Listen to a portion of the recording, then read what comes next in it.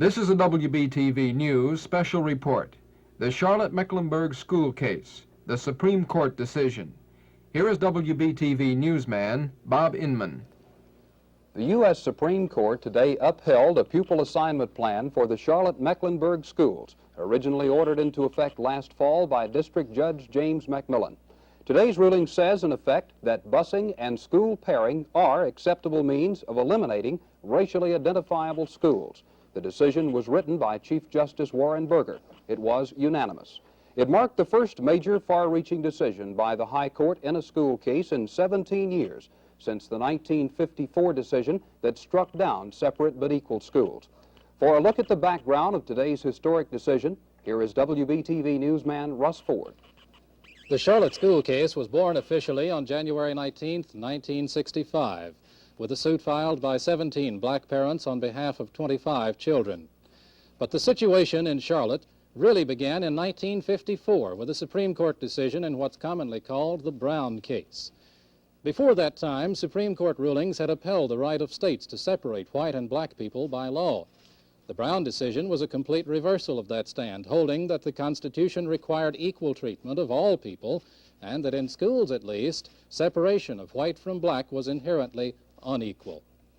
For a time it was thought that all the school board had to do was open the doors and let any child attend any school of his choice.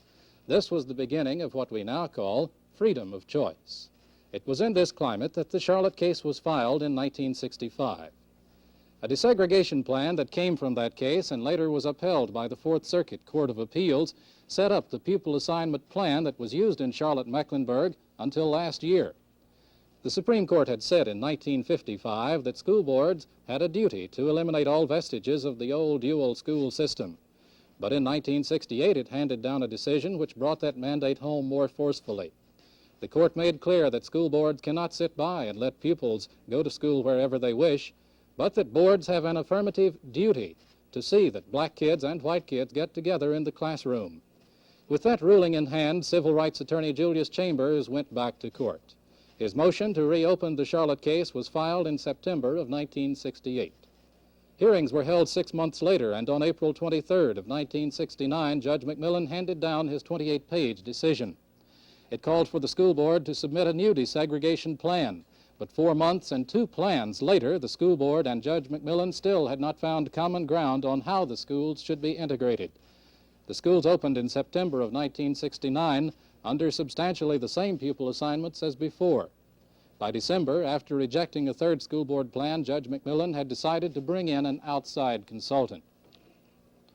His choice was college professor from Rhode Island, Dr. John Finger. Also, by this time, parents, anticipating the plans to come, began to organize. The Concerned Parents Association was the most vocal group, concentrating its attack against what it called forced busing. Although it was not an official organization in the sense that it was not chartered, it drew large crowds in community gatherings throughout the county. The CPA, to get its position on record, filed a separate suit which also reached the Supreme Court. The CPA secured almost 90,000 signatures on a petition which was sent to President Nixon, reminding him of his campaign statements on busing. I'm against busing. I'm against busing in the northern cities for a fundamental reason, because I believe that you pick up children who are 2 or 3 grades behind and then bus them over to a school in a neighborhood, and what you do is to destroy their ability ever to compete, and you destroy their morale. I think that it's a kind of a procedure that's forced integration rather than putting emphasis on education. Education should come first. Let it be our long-range objective to have it the integrated kind of education, but only when it works out in a way in which education does not suffer. In February 5th, Judge McMillan unveiled the Finger Plan and ordered it into effect in 2 steps, beginning with the elementary schools on April 1st. The school board appealed, and on March 5th, the Court of Appeals suspended the portion of McMillan's ruling that applied to elementary schools. On March 25th, acting on his own initiative, Judge McMillan suspended the remainder of the order. Meanwhile, the CPA had become active politically and in a hard-fought campaign helped elect 3 new school board members. CPA co-chairman Tom Harris and attorney Bill Boo unseated 2 incumbent school board members in the county primary. And later in a runoff, Mrs. Jane Scott defeated a 3rd incumbent, the Reverend Coleman Carey. The 3 CPA winners took office in December. As the school board election was underway, the court continued to act. On May 27th, the appeals court threw out the part of the finger plan relating to elementary schools and again called for a new plan to be devised. The appeals court upheld Dr. Finger's plan for junior and senior highs. Both sides appealed again, this time to the U.S. Supreme Court. Acting for the court, Chief Justice Warren Burger reinstated the finger plan and agreed to hear the appeal. He authorized Judge McMillan to hold further hearings on the elementary school plans, and this was done for 8 days in July. Finally, on August 3rd of 1970, Judge McMillan made it final. The finger plan would go into effect just 1 month before school opened. Today's decision by the Supreme Court ends 7 months of waiting for Charlotte-Mecklenburg schools, which have been operating under one of the country's most extensive integration plans since last September. In a community considered one of the South's most moderate, it has been a year of tension and sometimes turmoil. WBTV's Ben Waters has the story. The school board estimated it would need 526 new buses to carry out the finger plan. Judge McMillan estimated 138. Many old buses were borrowed from the state, some not even in running condition. They were taken to the bus garage at 3901 Craig Avenue. They were inspected there and repaired before being put into service. Some of the buses gave trouble, but the biggest problem was not having enough of them at the start of school. Tempers in the community began to heat up. Carmel Road and Quail Hollow Junior Highs were hit by vandalism, causing an estimated $40,000 in damages. At Carmel Road, no forced busing signs were smeared over the walls in purple paint and glue. Damage at Carmel Road estimated to be about $10,000. At Quail Hollow, damage was much more severe, $30,000 in library books, office equipment, and laboratory material. Leaders of the Concerned Parents Association denied their organization had anything to do with the vandalism. I think the vandalism that was at Quail Hollow and at Carmel Road was nothing but vandalism that has been going on for the last 2 years or so throughout various schools in our community. The CPA has never threatened violence, regardless of the outcome of this case. Later, authorities arrested 3 youths and charged them in connection with the vandalism. Work toward the opening of school went forward. Besides the buses, school officials had to transfer much of the furniture and equipment between 34 paired elementary schools. Mobile classroom units had to be moved. The major problems that I see at this time is the movement of mobile classrooms, which is based on a decision coming from our administration as to how many would have to be shifted from this location to a new location in order to meet the requirements of the recent court order. More time was needed for preparations, including additional bus drivers. The opening of school was put off for 6 days. The date was finally set for September 9th, 1970. The night before school was to open, some 5,000 concerned parents gathered at the Mecklenburg Fairgrounds for a massive rally. During the rally, Dr. Jack Scott of the Concerned Parents Association pledged legal assistance to those parents who kept their children home when school opened the next day. If those of you and throughout the county, through intelligent decision, so decide that you will refrain from sending your children to school under a tyrannical plan, the Concerned Parents Association will afford legal counsel for each and every one.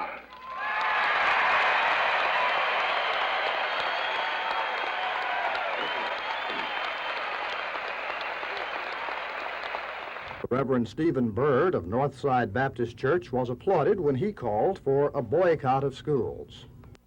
How far are we willing to go?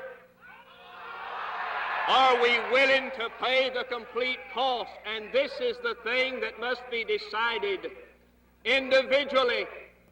Because of a shortage of buses, schools opened on a staggered schedule. By grades, opening day attendance ranged from 73% to 84% of anticipated enrollment. The CPA had urged a boycott, and the success varied from school to school. If I'd have gotten them all, I would have had a full bus load, about 67. But I ran the route twice and only one boy was on the whole time.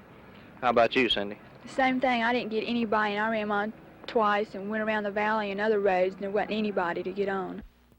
Despite the boycott, schools did open. Judge McMillan himself praised school officials for opening the schools under difficult circumstances. This should not be unexpected to us. It, of course, is not unexpected to us. It is a source of great gratification that people can move, as this community is now moving, into an era that many people do not like, but do it peaceably and calmly and in a spirit of dedication to the principle of law, the principle of orderly conduct of public affairs, and the principle that the orderly way is the proper way by which disputes should be resolved. Many pupils began drifting back to school after the first few days of staying home, and about a month after school opened, attendance was nearing normal. But some parents held out, some even refusing to send their children to their neighborhood schools. Why are you keeping your son home from school? I believe in community schools, neighborhood schools. What school was your son assigned to? Coolwood. And you still feel it's necessary to keep him home? I do. Can you tell us why the other three are not in school? It's a situation here which is an emotional situation that they are not quite able to cope with, you know, and I felt like with a few days everything would cool down and they'll be more able to go to school and learn. Has your son been assigned away from his neighborhood school? No, he hasn't. But eventually he will be. What happens if the school board should bring legal action against you for keeping him home? I guess I'll get free board and meals. On October 12, 1970, the Charlotte-Mecklenburg school case reached the highest level of the nation's judicial system, the United States Supreme Court. Appearing for the school board were attorneys William Wagner and Ben Horak. Charlotte attorney Julius Chambers was joined by other civil rights lawyers in presenting arguments for the black pupils. The Nixon administration was represented by the United States Solicitor General Erwin Griswold. No one knew when the ruling would come, but all appeared to be in a state of suspension while Charlotte and the country awaited the outcome. There had been ominous rumors of trouble in the schools. Some turned out to be false or greatly exaggerated. There were bomb scares that disrupted classes. Fighting erupted in some schools. There were hair-pulling incidents on buses. Rock-throwing incidents were reported. People became upset about crowded buses and schools. Black students walked out of some schools protesting the alleged failure of school officials to hear their complaints. Students were injured during some of the incidents as tension between black and white students grew. But it was the students themselves who found a peaceful solution to many of the disputes. Thus began a new wave of events in the schools, the love-ins. The first happened at Myers Park High School, where scores of black and white students joined hands, forming a huge circle of friendship. Both races can get along, we can do things, and this is nothing but true love that we have over at Myers Park Senior High School this year. What about the future? What about tomorrow? Tomorrow and any other day it will be just like this. All the students are now cooperating. They all understand each other more better, and this is good for everything. I think this is, and we have put on an example for all the schools. Through it all, school administrators fought the battle of the budget. Keeping the massive bus fleet on the road was costing $40,000 a month in local tax funds, above all other busing funds from local and state budgets. Repeatedly, school board chairman William Poe had to ask county commissioners to fork over more money. Our board has asked that we convey to you our request that you search your own budget to determine if you can find any funds that you are not otherwise committed to or that you have available that you could appropriate for the purposes that I have indicated. Reading the press releases, I take it there's some possibility of maybe $1 or $2 being found in that category, but not very much. We earnestly suggest to you that this matter be given your most serious consideration and that you determine if there is a way that we could find some of this additional money. Much of the controversy over the school case focused on Superintendent Williams' self. Behind the scenes, he kept the school system operating, while others fought the verbal battles over integration. But some accused him of being too cooperative with the courts. He was charged with defiance of a school board directive in helping prepare a PTA application for federal funds. On that charge, he was defended by Board Chairman William Poe, who said Dr. Self acted entirely within his authority.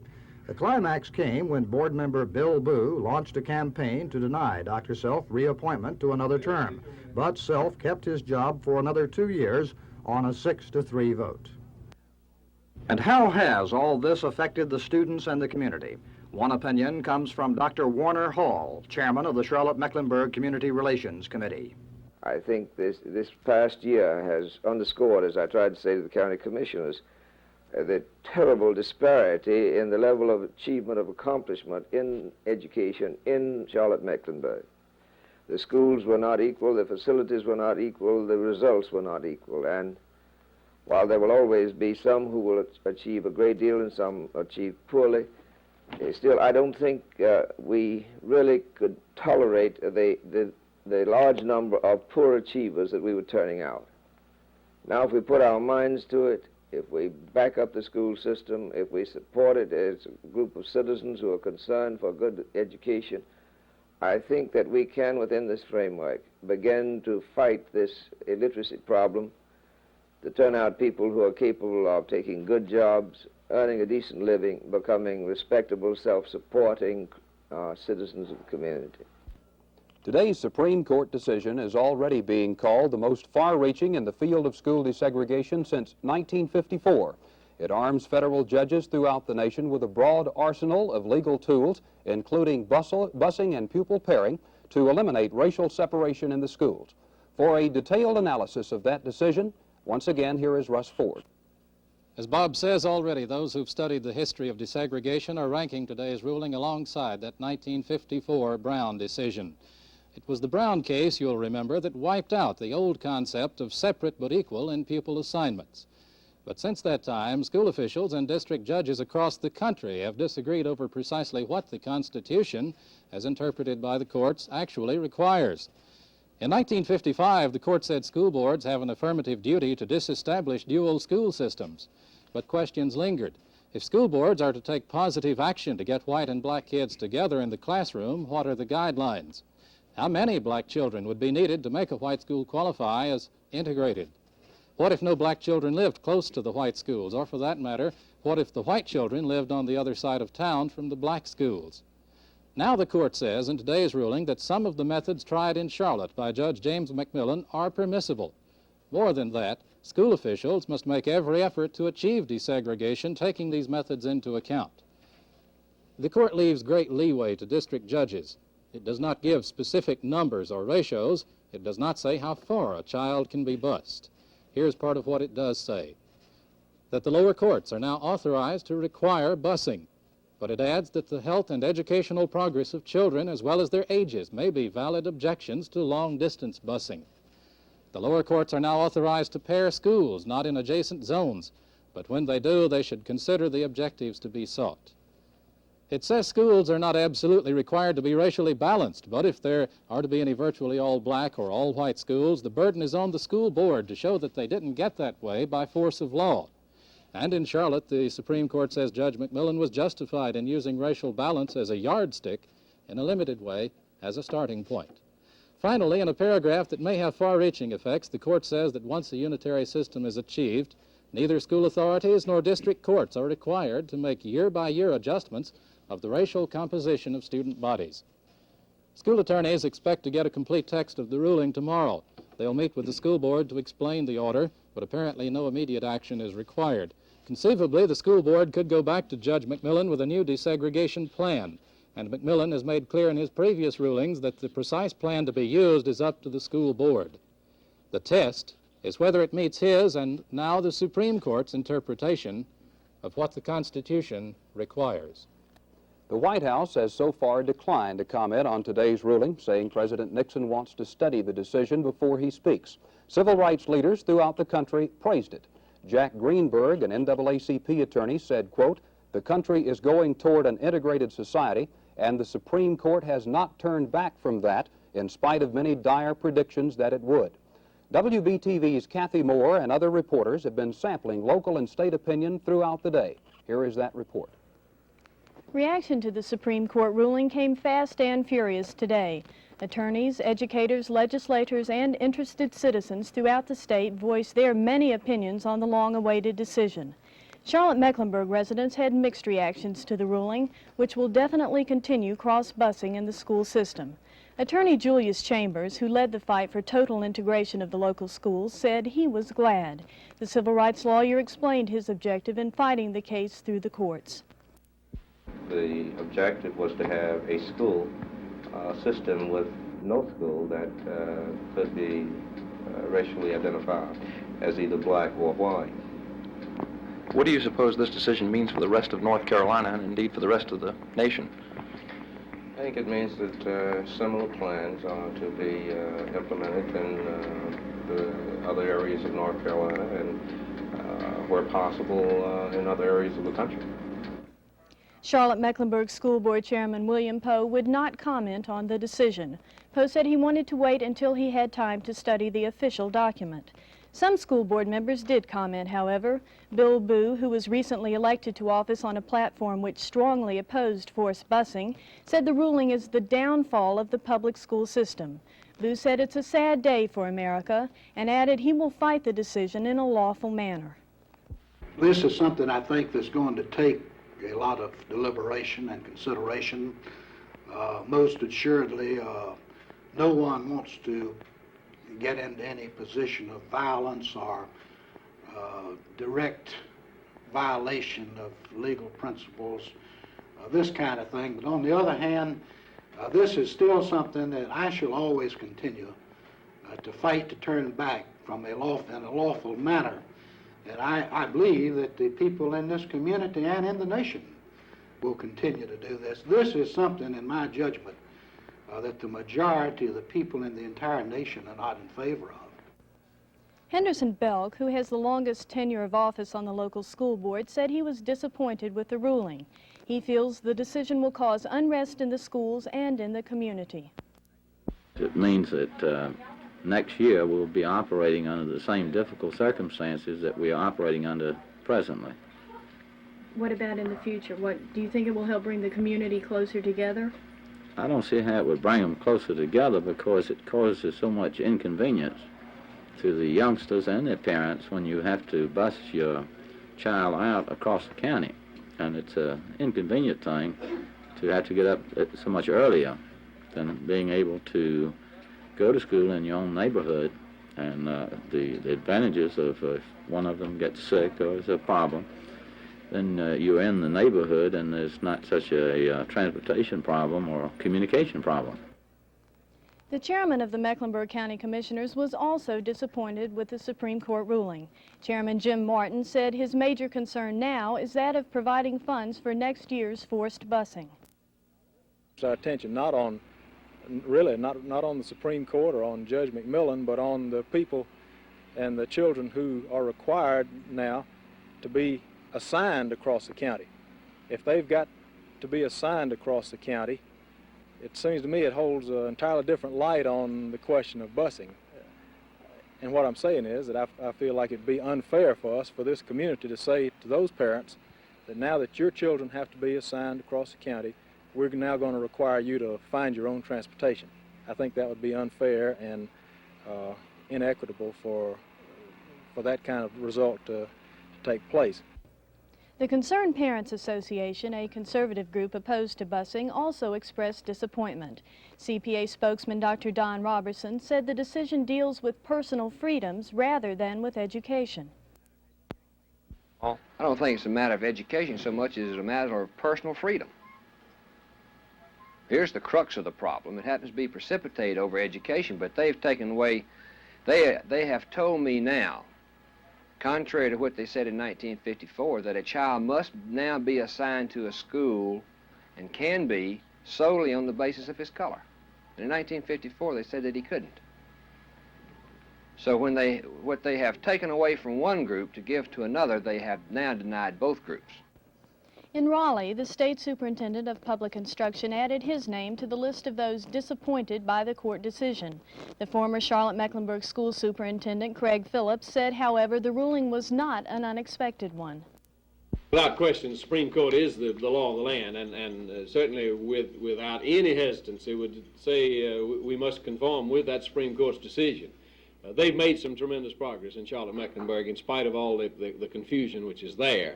And I would simply urge them to do that which I know the leadership will do. It will roll up its sleeves and get on with the job of carrying on a good educational program for the youngsters in that community.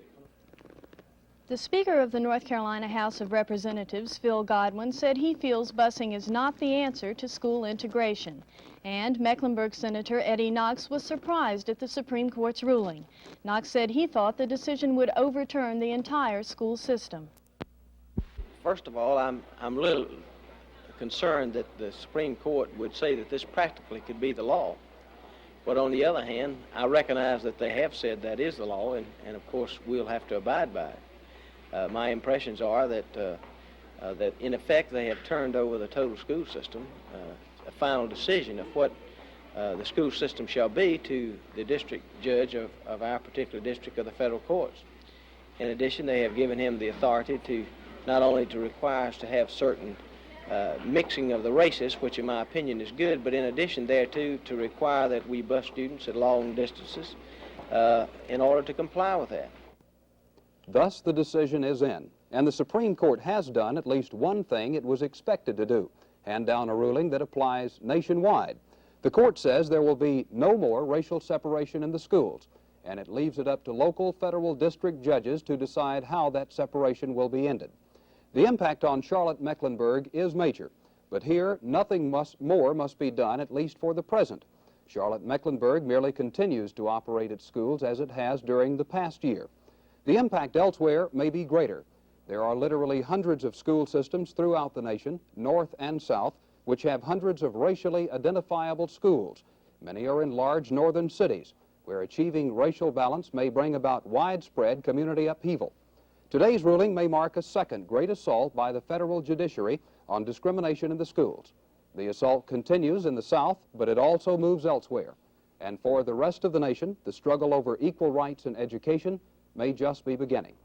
For WBTV News, this is Bob Inman reporting.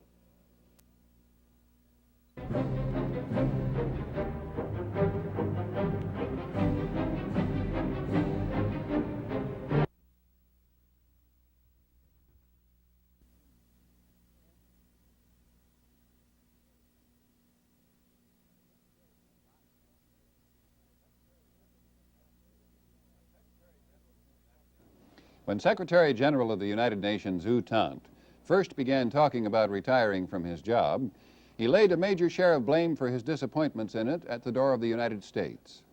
He said that the war in Vietnam is relentlessly leading toward a world war, and that the United States has committed a tragic error in trying to prevent the communists from conquering that country by military force. In saying that, he pointed up a serious flaw in his own attitude and that of other UN members. They never try to bring the force of moral persuasion and world opinion against the communist world because they presume it will do no good. So they spend all of their time trying to force the United States to do something because they presume it will have some effect. Now, we've made many mistakes in Vietnam and in other places, but they have not been due to sinister motive. They've been honest mistakes in trying to keep the peace and maintain whatever freedom other nations may be enjoying. Appeasement and retreat have never prevented any war anywhere, anytime.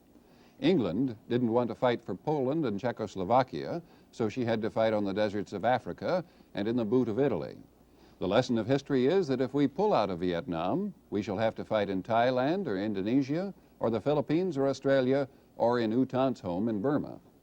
As long as Red China continues on her present course of declaring that the Western world must be subdued by force, there will be danger of a big war, even a world war, no matter where it may start. The only way to stop that is to prove that so-called wars of liberation cannot succeed. To pull out of South Vietnam would prove that the communists are correct in presuming that wars of liberation are the way to conquer the world piece by piece. Therefore, the fighting in Vietnam is intended to prevent a world war, not to bring one on. A future invasion of the rest of Southeast Asia by millions of Chinese soldiers would be a flood impossible to stop. What we are hoping to do is to establish a more or less stable line between the communist and non-communist world in Asia, like there is in Europe today. Now, there are many differences of opinion as to whether we can do that, and whether we're going about it in the right way. The only answer is that in an extremely painful situation, we are doing the best we can. Even if we turn out to be wrong, the alternate possibilities suggest a worse agony for the future than we have in the present. As Senator Paul Douglas of Illinois said earlier this year, when aggression stalks either a community or the world, resistance to it is both necessary and noble, lest it become all-pervasive. And it is well that it should be checked in its early days before it can acquire the cumulative momentum of success.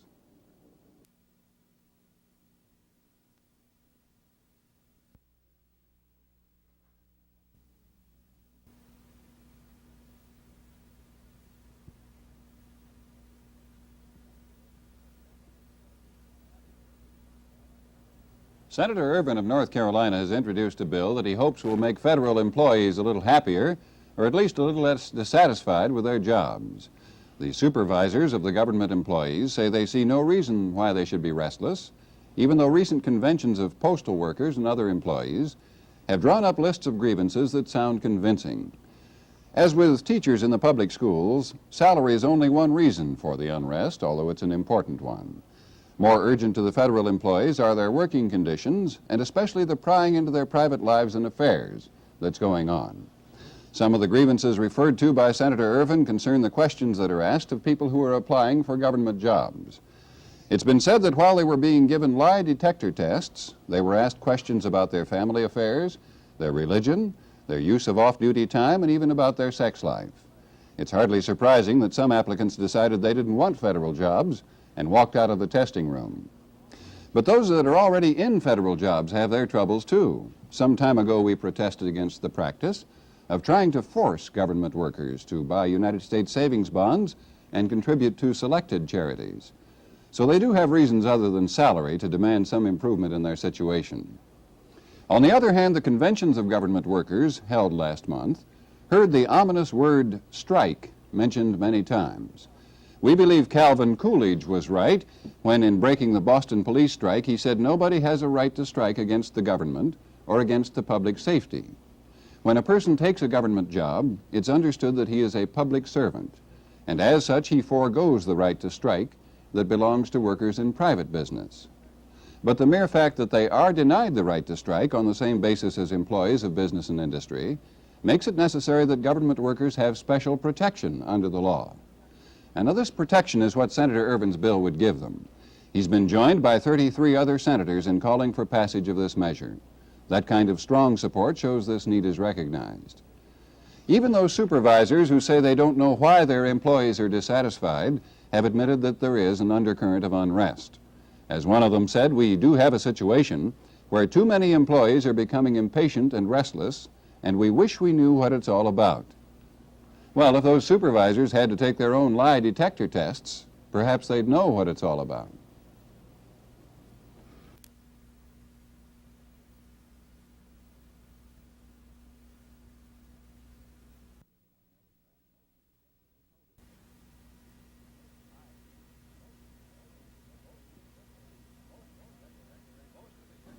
Most of the declaration of resistance to the downtown plan at last week's meeting of merchants came from retail shoe dealers.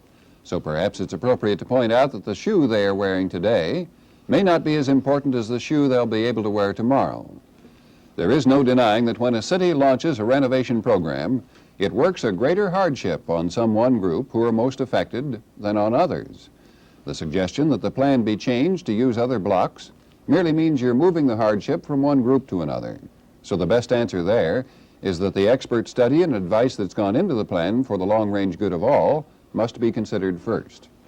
While we sympathize with those who are opposing the master plan, we also realize that the example of other cities shows that in the long run all of them should benefit from the plan too.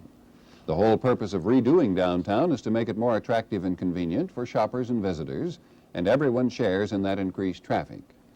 Present conditions downtown show that it's suffering the same slow degeneration that so many other cities have gone through.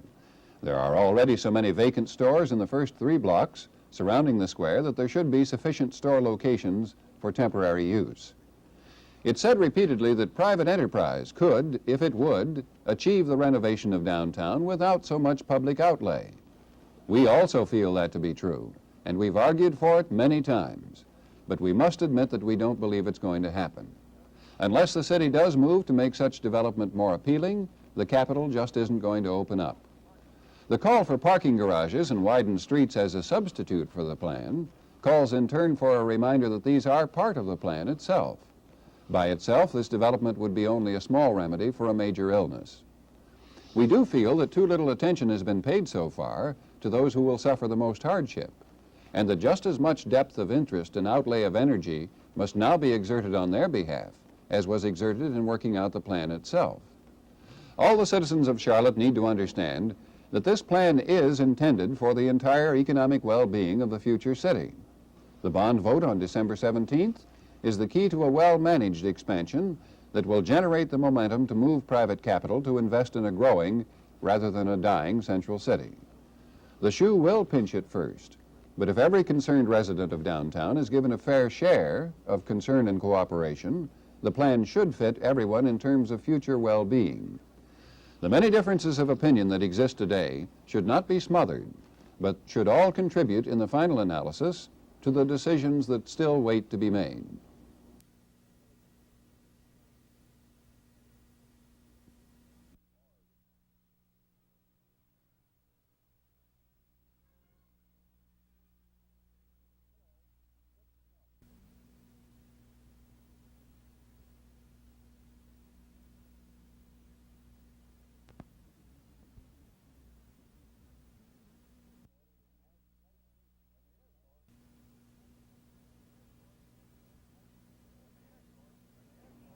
When the Air Force named its Flight Surgeon of the Year for 1966, many people in Rock Hill, South Carolina remembered a little boy 20 years ago who used to run around his neighborhood with a shoebox blackened with crin.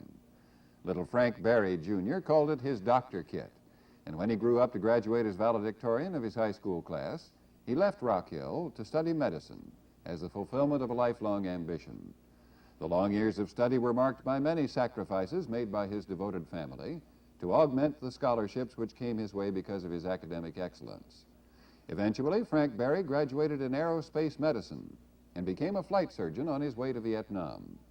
Even before he landed there, the plane on which he was assigned came under attack from the ground, and in his duties at Bien Ho Air Base, he cared for many wounded men who had not had the same luck he had in coming through that attack.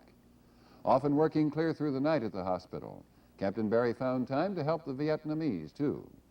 He was one of a group of Air Force doctors who volunteered to work at a leper colony deep in Viet Cong territory. Shocked at the condition of the Vietnamese in the leper colony and their shortage of medicines, he began contacting representatives of drug firms who gave him extra samples. For months during his spare time trips to the lepers, he carried supplies to them. 3 different times the helicopters in which he flew came under attack, but he escaped injury. All in all, Captain Berry made 70 missions, but his most dangerous experience came at the air base, when he rushed to the scene where a loaded attack bomber had crashed and burned on takeoff. An airman fighting the fire was struck in the chest by a 20-millimeter shell when the ammunition on the ship began exploding. Captain Berry ran through the shell fire and dragged the man out to safety and took care of his wounds until he could be evacuated. When his tour of duty ended, he returned to this country with 4 decorations and spent much of his off-duty time in getting donated supplies for the Vietnamese lepers he had helped while in combat.